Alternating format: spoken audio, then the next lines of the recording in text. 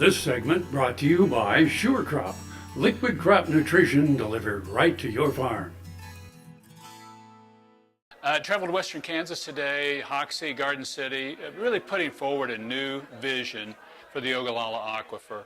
We've talked previously about conserving and extending it, but now we have data and we've got the numbers to be able to say over a majority of it, probably 2/3 of the Ogallala, we can get to sustainable yield and still use the aquifer to produce our crops. And that's something that nobody thought was possible in the past. They said, if you're going to get to sustainable use of the Ogallala, you can't irrigate. Turns out you can. We're going to have to reduce the use of water in a number of areas, in some places pretty significantly. But in this area, in Kearny and Finney County, region we talked about here today, 28% reduction. Doing that over years period of time, because there'll be some years you're going to need more water than other years, but the years you don't need water, don't pump it.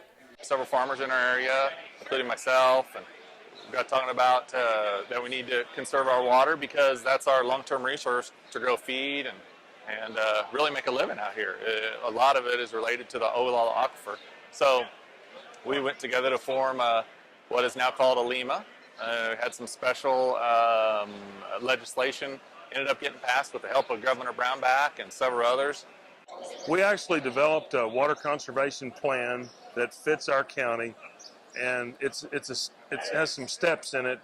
We actually start out with a 29% reduction, and then that increases every 7 years. We're allowed to bank water forward, and it gives us some flexibility that will allow us to take advantage of really nice moist years like we're having now and move that water into drier years and still yet conserve a really nice amount of water for our community. On the LEMAs and the proposed Kearny-Finney LEMA, right now our next steering group committee meeting is August 21st at the GMD3. Anyone can attend. It's open to anyone around the area. Right now we're looking at 3 different equations. There's a flat, a sliding, and another way to get to a 15% reduction. Those are the kind of what the committee come up. We've got some survey questions. We're getting some feedback on that. I don't know exactly where we're at on the survey, but that's where we stand today. Main thing I see is we're trying to ask people to conserve water today so that we have water to use in the future, and that's all a voluntary effort. But if we use a little less now, there'll be a little more to use later. And I plan on living around there for quite a while still, and would like to have water to drink, and I think a lot of other people would. We need water for our industries, irrigation, and cattle and hogs and things like that too. And so that's really what we're doing, is conserving our water today so that we have it to use in the future. I think if you look around the globe, 1% of the water is usable, 1%.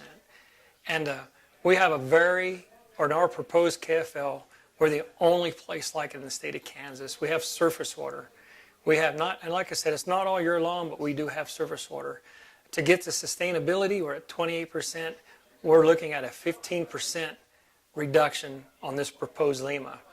If we can get that done, it's going to give an opportunity for new technology to even increase. We're looking at higher yields from different corn seed companies, corns that are going to generate more yield with less water, less nitrogen.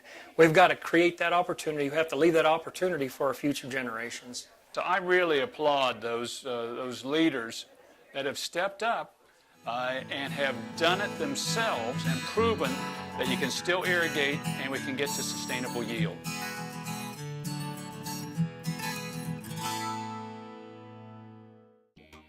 The Kansas Wheat Innovation Center in Manhattan is rediscovering ways to get improved varieties and new genetics in the hands of farmers faster. Grower-led and checkoff-funded research initiatives are bringing about positive change. This grassroots leadership provides a strong voice in Topeka and Washington, D.C. Now is the time to partner with Kansas Wheat in moving wheat forward. Kansas Wheat Commission and Kansas Association of Wheat Growers.